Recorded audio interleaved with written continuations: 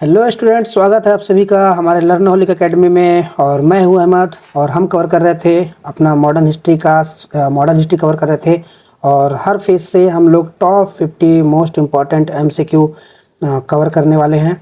तो हम आज हमारी ये थर्ड क्लास है मॉडर्न हिस्ट्री की फेज़ 3 की। इसमें हम प्रशासनिक एवं सामाजिक सुधार जो 1813 से 1857 तक के जिसमें 50 मोस्ट इम्पॉर्टेंट एमसीक्यू बनते हैं वो सारे हम कवर करेंगे। टॉप 50 एमसीक्यू है। सो स्टार्ट करते हैं हमारी। चलिए, आज की क्लास का पहला क्वेश्चन है, चार्टर एक्ट 1813 किस वर्ष पारित किया गया? तो ये 1813 ही है। जी हाँ। नेक्स्ट क्वेश्चन है, चार्टर एक्ट 1813 द्वारा कंपनी का कौन सा एकाधिकार समाप्त हो गया था? तो इसमें भारत से व्यापार का एकाधिकार, जो ईस्ट इंडिया कंपनी थी उसके पास अधिकार था कि भारत से सिर्फ उन्हीं लोग ही व्यापार कर सकते हैं। तो ये जो है इसे समाप्त कर दिया गया था, इसे हटा दिया गया था कि ब्रिटेन की और भी कंपनियां और वहाँ के जो ब्रिटेन की जो और भी कंपनियां हैं वो आकर के भारत में भी व्यापार कर सकते हैं। इसमें ये हुआ था। पहले क्या था कि मोनोपोली था किसका? ईस्ट इंडिया कंपनी का, कि भारत में सिर्फ ईस्ट इंडिया कंपनी ही व्यापार करेगी। लेकिन ये चीज़ को ख़त्म किया चार्टर के द्वारा 1813। एक्चुअली में हुआ क्या था कि वहाँ के जो इंग्लैंड में जितने भी और कंपनी वाले थे वो महारानी के पास गए और वहाँ बोले कि इनके पास ही अधिकार है, काफ़ी टाइम से हमें भी चाहिए। तो काफ़ी सारा कुछ उसमें हुआ। तब जाकर एक एक्ट लाया गया, चार्टर एक्ट 1813। और उसमें क्या किया गया कि जो ईस्ट इंडिया कंपनी थी उसका एकाधिकार, भारत के साथ व्यापार करने का एकाधिकार को समाप्त किया गया। ठीक है। नेक्स्ट क्वेश्चन है, चार्टर एक्ट 1813 में शिक्षा के लिए कितनी राशि निर्धारित की गई थी? उस समय भारत में क्या है कि भारत में व्यापार करने के लिए भारत को शिक्षित करना भी ज़रूरी था। इस वजह से वहाँ के जो है एक्ट लाए और एक्ट में कुछ राशि दिया गया कि इसके अंदर जो कुछ लोग हैं उनको शिक्षित किया जाए ताकि वो हमारे साथ हमारे व्यापार में हमको लूटने में मदद कर सके। तो इसका 1 लाख रुपए था, 1 लाख रुपए चार्टर में लाया गया था। ठीक है। नेक्स्ट क्वेश्चन है, सती प्रथा किस वर्ष समाप्त किया गया? 1829 में। लॉर्ड विलियम बेंटिक और सब जानते ही हैं और कौन कौन थे साथ में। सती प्रथा को किस गवर्नर जनरल ने समाप्त किया? तो ये थे लॉर्ड विलियम बेंटिक ने समाप्त किया 1829 में।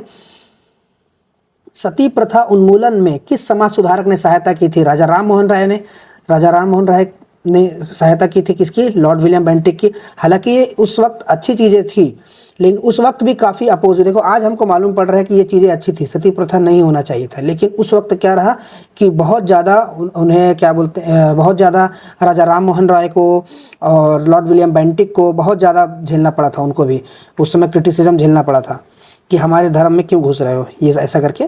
हालांकि उस वक्त अच्छी चीज़ें थी। चार्टर एक्ट 1833 किस वर्ष पारित हुआ? तो ये 1833 में ही पारित हुआ चार्टर एक्ट एक्चुअली हर 20 साल में एक बार आता था। ठीक, जैसे 1893 से स्टार्ट हुआ, फिर 1813 में आया, फिर देखिए 1833 तक हम लोग आ गए हैं।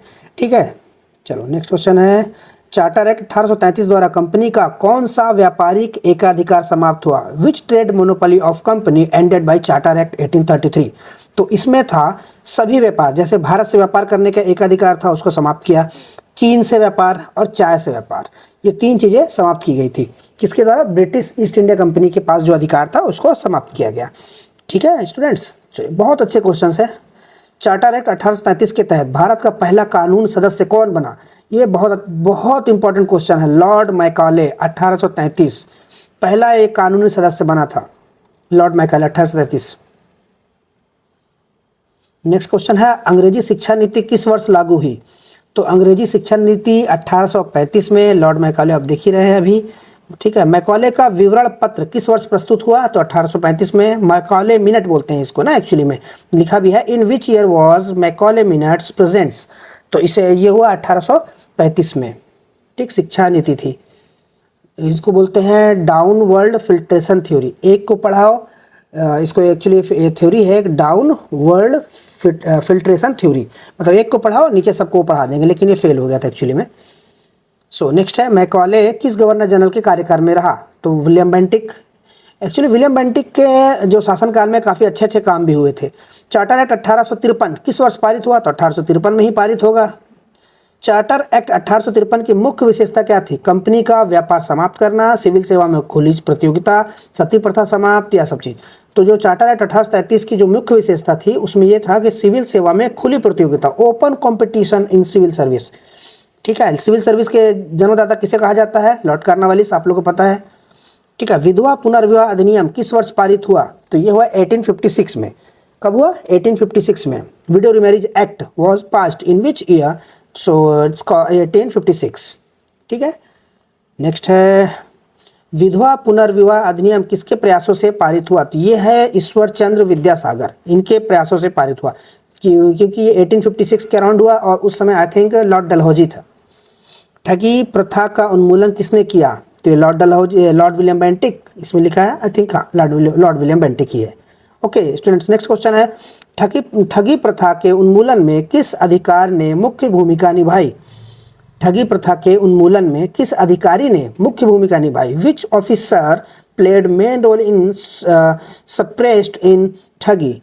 तो इसमें है विलियम स्लीमन। भारत में पहली रेलवे लाइन कब शुरू हुई? 1853। ठीक है। मुंबई से थाने के बीच। ओके, पहली जो ट्रेन थी मुंबई से थाने के बीच, ट्रेन का नाम था black beauty, I think black queen या ब्लैक ब्यूटी था, और इसकी दूरी थी 18 kilometre around. So next question है भारत में पहली रेलवे लाइन कहाँ से कहाँ तक चली? तो मुंबई से थाने। भारत में पहला टेलीग्राफ लाइन कब शुरू हुआ? तो ये है 1853 में पहली टेलीग्राफ लाइन। ये सारी चीज़ें जो चालू हो रही है ना, अंग्रेज अपने बेनिफिट के लिए लाते थे। ठीक है, ब्रिटिश अपने बेनिफिट के लिए, क्यों? लूटने के लिए। सो नेक्स्ट है भारत में आधुनिक डाक व्यवस्था किसने शुरू की? भारत में आधुनिक डाक व्यवस्था, तो लॉर्ड डलहौजी। लोक निर्माण विभाग की स्थापना किसने की? Who established public work department? तो ये लॉर्ड डलहौजी है। नेक्स्ट क्वेश्चन है वुड डिस्पैच किस वर्ष आया? तो वुड डिस्पैच आया 1854 में। बहुत इंपॉर्टेंट क्वेश्चन है, इसको याद कर लेना। वुड डिस्पैच किस वर्ष आया? 1854 में। इसके बारे में और बताता हूँ। वुड डिस्पैच को क्या कहा जाता है? इसको कहा जाता है भारतीय शिक्षा का मैग्ना कार्टा। ठीक है। Wood dispatch is called Magna carta of Indian education. So next question है भारत में पहला विश्वविद्यालय कहाँ स्थापित हुआ? तो ये कलकत्ता, बम्बई, मद्रास में। नेक्स्ट क्वेश्चन है कलकत्ता, बम्बई, मद्रास विश्वविद्यालय किस वर्ष स्थापित हुआ? तो ये 1857 में स्थापित हुआ। व्यापकता का सिद्धांत किसने लागू किया? Who introduce doctrine of lapse? मतलब जिनके ये क्या था? व्यापकता का सिद्धांत, जिनके कोई वंशज नहीं है और वो खत्म हो जाते हैं और मतलब डेड हो जाते हैं, को जो ईस्ट इंडिया कंपनी है हथिया लेगी। ब्रिटिश जो है उन्हें हथिया लेंगी। और इसमें क्या था कि इसमें सिर्फ उनके वंशज ही वैलिड थे, गोद लिया हुआ को नहीं मानते थे ब्रिटिश लोग। ठीक है। नेक्स्ट है व्यापक सिद्धांत के तहत पहला राज्य कौन सा हड़पा गया था? तो ये सतारा था। एक्चुअली इसी की वजह से 1857 में जो क्रांति आई थी, ये भी उसका एक मुख्य कारण था। सतारा राज्य कब हड़पा गया? तो ये 1848 में। तो झांसी राज्य कब हड़पा गया? झांसी 1853 में। झांसी राज्य, यही थी झांसी की रानी। नेक्स्ट क्वेश्चन है नागपुर राज्य कब हड़पा गया? तो नागपुर राज्य को अनेक्ट किया गया अराउंड 1854 में।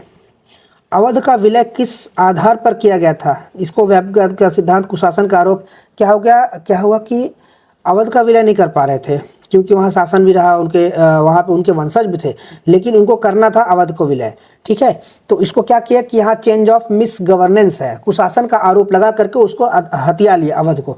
इसलिए अवध का भी एक बहुत प्रमुख कारण था कि अवध भी जो है 1857 के रिवोल्ट में जो है इंक्लूड हुए थे, शामिल हुए थे। सब कोई का अपना अपना रीज़न था इंक्लूड होने का। ठीक है स्टूडेंट्स। नेक्स्ट है अवध का विलय किस वर्ष हुआ? तो 1856 में। हिंदू विधवा पुनर्विवाह अधिनियम किस गवर्नर जनरल के समय पारित हुआ था? तो Lord Dalhousie. Hindu window remarriage act was passed कब हुआ था? 1856। ओके। नेक्स्ट क्वेश्चन है रेलवे और टेलीग्राफ की शुरुआत किसके कार्यकाल में हुई? लॉर्ड डलहौजी। गंगा नहर का निर्माण किसने करवाया था?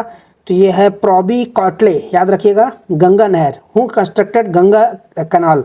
तो ये है कौन? प्रॉबी कॉटले। सो नेक्स्ट क्वेश्चन है चार्टर एक्ट 1833 द्वारा किस पद का सृजन हुआ? चार्टर एक्ट 1833 द्वारा किस पद का सृजन हुआ था? तो उस समय गवर्नर जनरल ऑफ इंडिया बनाया गया था।